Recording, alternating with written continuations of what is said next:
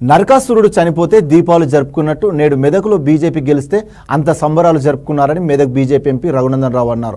శుక్రవారం సిద్దిపేటలో జరిగిన విజయోత్సవ సభలో ఆయన మాట్లాడుతూ బీఆర్ఎస్ అన్ని వర్గాల ప్రజలను అణచివేయాలని చూసిందని తెలిపారు.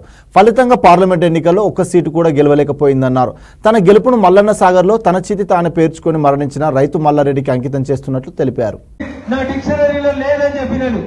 Impossible is a word found in the dictionary for fools only. చాలా మంది గెలుస్తామంటావారు అగన్న అంటాడు. నేను చెప్తా బరాబరి నేనే గెలుస్తా చెప్తా. ఇందాక పరిణత చెప్పినట్టు చాలా మంది అనుకుంటారు దీనికి అహంకారం ఎక్కువ, గర్వం ఎక్కువ. ఏడ గెలుస్తుంది మెదకు, ఆడోడు 6 అడుగులోడు ఉన్నాడు, ఈడోడు 3 అడుగులోడు ఉన్నాడు అని ముచ్చట చెప్తాడు. 6 లేదు 3 లేదు. గెలుస్తామంటే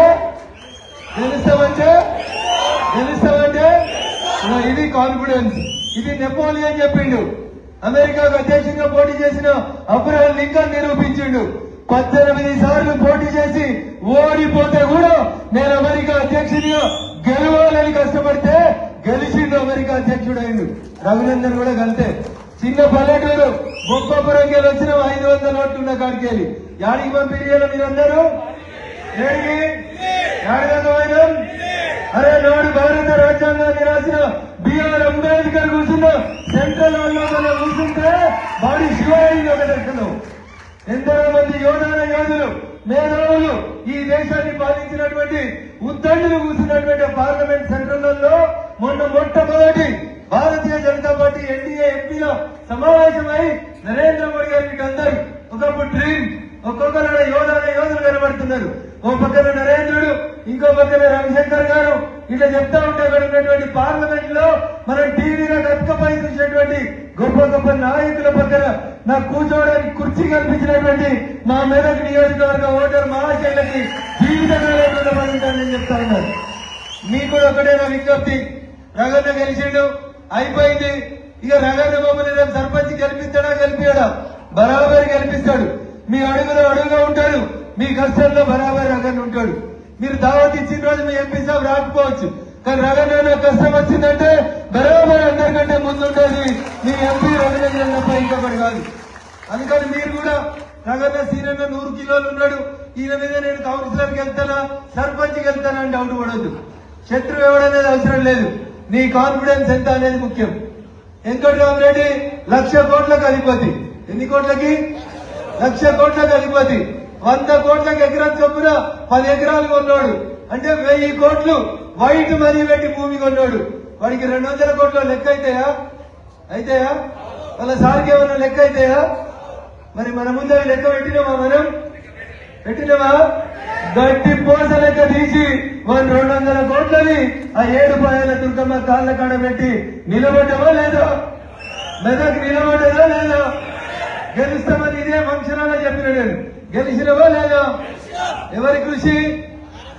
ముంగటున్న కృషి. మీడున్న దానికంటే ఎక్కువ ముంగటున్న కృషితో గెలిచినాం.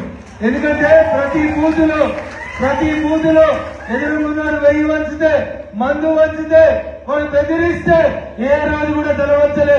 అవసరం ఉంటే నాకు ఫోన్ చేసిరు, రగన్న ఏం చేయమంటామని అడిగితే నేను ఇచ్చిన చిన్న సలహాలతోటి ఎవరినైనా ఎదుర్కోవచ్చని నిరూపించడమా లేదా? ఇది సెల్ఫ్ కాన్ఫిడెన్స్, ఇది ఆత్మవిశ్వాసం. స్వామి వివేకానంద చెప్తాడు, ఇనుప గంటలు ఉక్కు నరవలు కలిగిన వాళ్ళు నాకు 1000 మంది అవసరం లేదు. ఎంతమంది చాలు? 10 మందిని అయ్యింది. ఎంతమందిని? 10 మందిని అయ్యింది. మెదకులో మేమే గెలవాలి, అన్ని ఎంపీపీలు జడ్పీటీసీలు అనే గోల్ ఉన్న వాళ్ళు ఎవరైనా ఉంటే రేపటి నుంచే పనిచేసి మొదలు పెట్టారు. నాకన్నా నోటిఫికేషన్ రాలే కదా, నాకు టికెట్ ఇస్తే 10 కోట్లు పెడతా అంటాడు ఒక ఆయన. టికెట్ ఇచ్చినాక 10 రూపాయలు కూడా తీయడు ఆయన. అందుకని పైసలతో ఎన్నికలు గెలుస్తామనే మూర్ఖపు భావన ఎవరికన్నా ఉంటే దయచేసి దాన్ని మర్చిపోదు. భారత ప్రజాస్వామ్యం డాక్టర్ బిఆర్ అంబేద్కర్ గారు చెప్పారు, 1,00,000 కోట్లున్న వెంకటరామరెడ్డి ఓటుకి ఎంత విలువ ఉంటుందో పొద్దుకి మాపడికి పువ్వలేని మా కార్యకర్తల ఓటు కూడా అంతే బలం ఉంది, అంతే.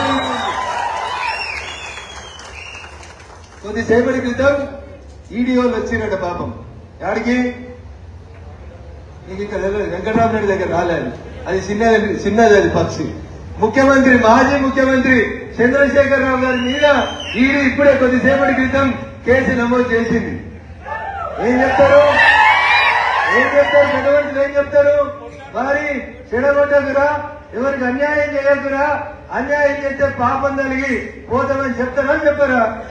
చెప్తారా చెప్పరా? వెంకట్రామరెడ్డి ఆయన మెదకోడా, మెదకులో బీఆర్ఎస్ కోసం కష్టపడి జెండా మోసి ఏడ్చి ఇందాక మన నరేంద్ర అన్న చెప్పినట్టు ఊర్లో వెళ్ళిపోయిన కార్యకర్తల ఉసురు ఎవరికి దాకింది? వెంకట్రామరెడ్డికి దాకింది. 200 కోట్లు కాదు, వాడు 500 కోట్లు ఖర్చు పెట్టినా వాడు ఎన్నికలలో గెలవాడు. గెలుస్తాడా? గెలుస్తాడా? జర మొదలైంది ఇప్పుడే. అదే సినిమాలో చిరంజీవి చెప్తాడు, ఏం చెప్తాడు? In front there is crocodile festival. Venkatramareddy గారికి ఉంటుందా క్రొకడైల్ ఫెస్టివల్? గౌరవనీయులు హరీష్ గారికి ఉంటది, మాజీ ముఖ్యమంత్రి చంద్రశేఖర్ రావు గారికి కూడా ఇన్ ఫ్రంట్ జరిగితే క్రొకడైల్ ఫెస్టివల్. పట్టోడు ఎప్పుడు చెడ్డోడు కాదు, బాధపడద్దు. మాటపట్టం, గాయపట్టం, దెబ్బ తిన్నాక పులి కొంచెం గట్టిగా వస్తుంది. దుబ్బాకల దెబ్బ కొట్టిన అని చాలా ఎగిరిండి 6 అడుగులు ఉన్నాడు అన్నాడా? నిన్న సిద్దిపేటకి ఆయన ఉండగా ఆయన కూర్చున్న మీటింగ్ కి ఎస్కాట్ లో ఇంకోటి వస్తాడని కలగట్టడా ఎప్పుడన్నా హరీష్ రావు అనేటోడు అంటాడా? నిరూపించినవా? చేసినవా? ఇగో ఇది సంకల్ప బలం. నేను గెలుస్తారా? బరాబరి గెలుస్తా. ఇందాక ఎవరో చెప్పారు అక్కడ పెద్ద పెద్ద వాళ్ళు ఉన్నారన్నా, ఎమ్మెల్సీలు ఉన్నారు, ఎంపీలు ఉన్నారు, వీళ్ళున్నారు, వాళ్ళు ఉన్నారని. ఎవరున్నా ఏం కాదు, నీ ధైర్యం నేను గెలిపిస్తుంది. గెలిపిస్తుందా? గెలిపేదా? అరే దానికి సజీవ తార్కాణం మీ ముంగట ఉన్నటువంటి రఘునందన్ రావు. అంతేనా? మనం 100 కోట్లు వచ్చినామా? ఓటుకు 1000 వచ్చినామా? బీర్లు ఇచ్చినామా? బిర్యానీలు ఇచ్చినామా? ఇప్పుడు 3 దాకా కదలకుండా కూర్చొని భూమధ్య రాగినగా పెడతామంటే కదులుతురా? ఎవరన్నా కదులుతురా? అదే టీఆర్ఎస్ వాళ్ళకి ఇప్పటికీ అండలు కూడా ఎత్తుకొని పోదురా లేదా? ఇక ఇది భారతీయ జనతా పార్టీ కార్యకర్తలు నాయకుల యొక్క లక్ష్యం, లక్షణం. ఒక లక్ష్యాన్ని నిర్దేశించుకోవాలి, ఒక లక్ష్యాన్ని నిర్దేశించుకోవాలి.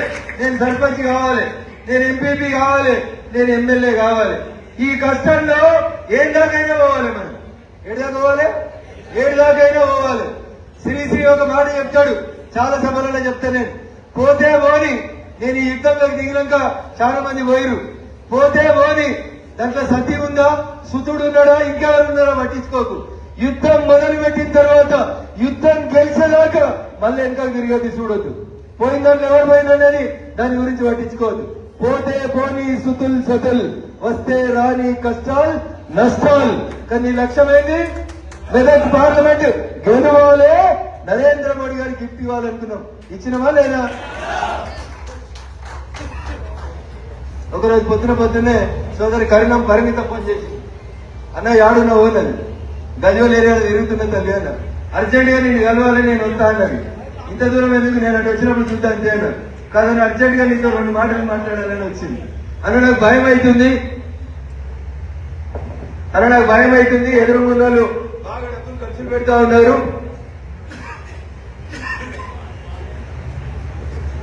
మన కార్యకర్తలు గుండె చెదిరిపోతున్నటువంటి పక్షుల్లాగా ఇబ్బంది పడుతున్నా. ఎట్లా అంటే నువ్వేం బాధపడకండి, గెలుపు నేను మళ్ళీ చెప్తా ఉన్నా. చెల్లెలాగా నా కోసం ఇంత దూరం వచ్చి బాధపడుతున్నావు కదా, నేను చెప్తున్నా, నువ్వు అధైర్యపడకు. నువ్వే నీకు ఇచ్చిన పని చేయి. రఘునందన్ రావుకు గెలవడం ఎట్లున్నో తెలుసు, గెలిపేయడం ఎట్లున్నో తెలుసు, నాయకుడు ఎట్లుండాలో తెలుసు, కార్యకర్త బంధువుల్ని ఎట్లా నడపాలో నాకు తెలిసి గట్లే నడిపిస్తా తల్లి అని చెప్పిన. నడిచినవా నడవలేదా?